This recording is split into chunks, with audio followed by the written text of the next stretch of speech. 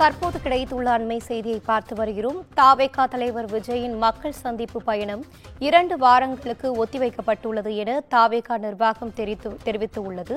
இது குறித்த கூடுதல் தகவல்களை இணைக்கிறார் நமது செய்தியாளர் சிவகுமார். வணக்கம் சிவகுமார், தகவல்களை பகிரலாம்.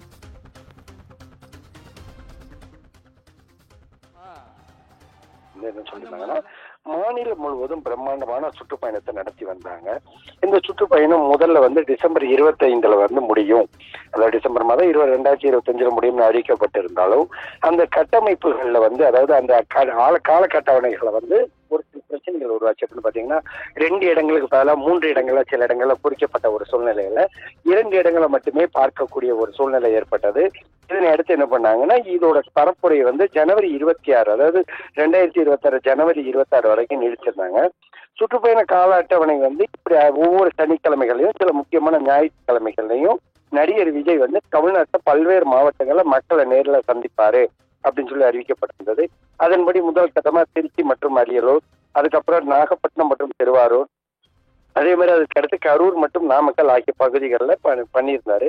இதுல கரூர்ல ஏற்பட்ட நெருக்கடி காரணமா ஏறத்தாழ 41 பேர் உயிரிழந்த சூழ்நிலையில தற்போது இந்த தலைமை நிலைய செயலகம் தரப்புல ஒரு அறிவிப்பு ஒண்ணு வெளியே இருக்குது.